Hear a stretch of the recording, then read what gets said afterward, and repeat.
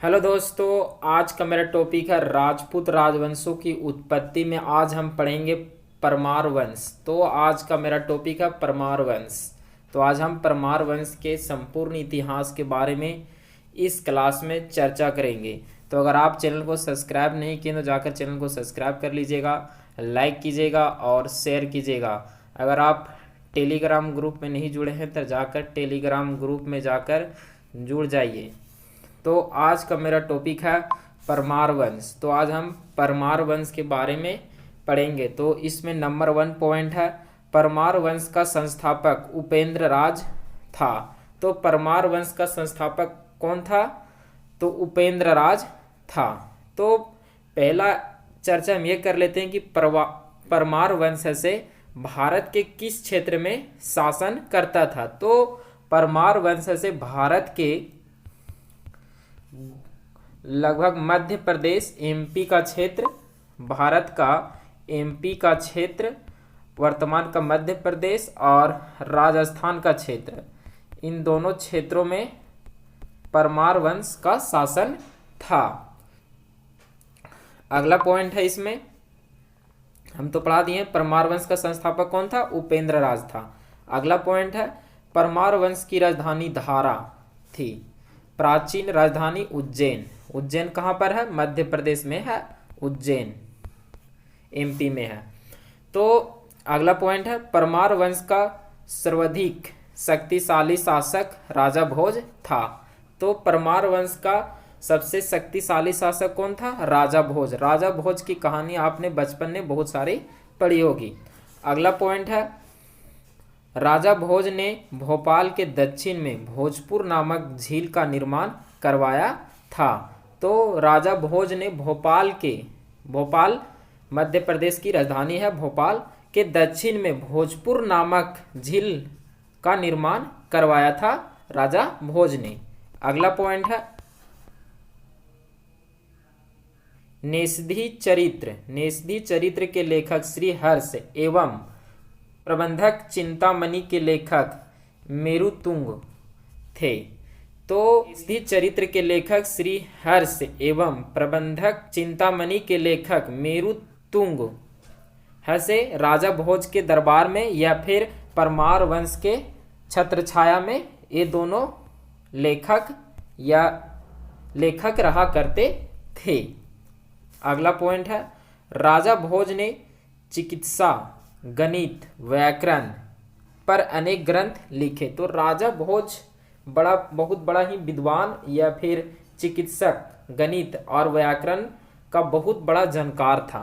तो राजा भोज ने चिकित्सक और गणित एवं व्याकरण पर अनेक ग्रंथ लिखे थे। भोजकृत युक्तिकल्पतरु में वस्तु शास्त्र के साथ साथ विविध वैज्ञानिक तंत्रों व उनके उपयोग का उल्लेख है। तो भोजकृत युक्तिकल्पतरु में जो राजा भोज के द्वारा लिखा एक पुस्तक है, उसमें है से वस्तु शास्त्र के साथ साथ विविध वैज्ञानिक तंत्रों, उनके उपयोग का भी उल्लेख किया है राजा भोज ने। अगला पॉइंट है, 10 रूपक के रचयिता धनंजय, धनिक, हलयुद्ध, अमित गति जैसे विद्वान वाक्यपति मंजू के दरबार में रहते थे। तो 10 रूपक के रचयिता धनंजय, धनिक, हलयुद्ध, अमित गति जैसे विद्वान है से वाक्यपति मंजू के दरबार में रहते थे। अगला पॉइंट है, कविराज की उपाधि से विभूषित शासक था राजा भोज। तो राजा भोज को ऐसे कविराज भी कहा जाता था। अगला पॉइंट है, राजा भोज ने अपनी राजधानी में सरस्वती मंदिर का निर्माण करवाया था। तो राजा भोज ने अपनी राजधानी कहाँ इनकी? धारा थी। तो वहां पर है से सरस्वती मंदिर का निर्माण करवाया था। कहाँ पर? अपनी राजधानी धारा में। अगला पॉइंट है, इस मंदिर के परिसर में संस्कृत विद्यालय भी खोला गया था। तो इस मंदिर के परिसर में संस्कृत विद्यालय भी खोला गया था। मतलब संस्कृत पढ़ाया जाता था इस मंदिर के परिसर में। कौन मंदिर? सरस्वती मंदिर के परिसर में। अगला पॉइंट है राजा भोज के शासनकाल में धारा नगरी। तो राजा भोज के शासनकाल में धारा नगरी, जो इनकी राजधानी थी धारा नगरी, विद्या एवं विद्वानों का प्रमुख केंद्र था। तो राजा भोज के शासनकाल में धारा नगरी, जो इनकी राजधानी थी धारा, उसमें है से विद्या और विद्वानों का प्रमुख केंद्र था उस समय, क्योंकि यहाँ पर बहुत बड़े बड़े विद्वान रहा करते थे।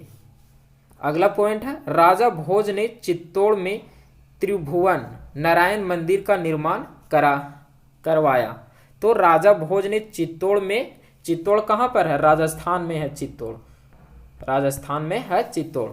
तो वहाँ पर है से त्रिभुवन नारायण मंदिर का निर्माण करवाया था।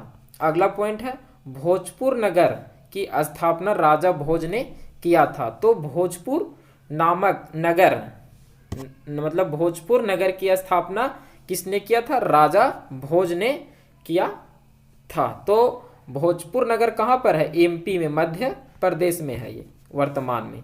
अगला पॉइंट है, लास्ट पॉइंट है परमार वंश के बाद तोमर वंश का, उसके बाद चहमान वंश का। तो परमार वंश के जब पतन हुआ तो तोमर वंश का शासन हुआ यहाँ पर, उसके बाद चहमान वंश का, और अंततः 1297 ईस्वी में अलाउद्दीन खिलजी के सेनापति नसरत खान और उलुग खान ने मालवा पर अधिकार कर लिया। तो परमार वंश के बाद तोमर वंश यहाँ पर शासन किया, उसके बाद चहमान वंश, और अंततः 1297 में अलाउद्दीन खिलजी के सेनापति ने यहाँ पर आक्रमण कर दिया। और कौन कौन? नसरत खान और उलुग खान ने मालवा पर अधिकार कर लिया। तो आज का क्लास यहीं पर समाप्त होता है। हम नए क्लास में नए टॉपिक के साथ और नए लक्ष्य प्राप्ति के साथ और नए उमंग और नए जोश के साथ फिर मिलेंगे। और अगर वीडियो अच्छा लगा तो लाइक, शेयर, सब्सक्राइब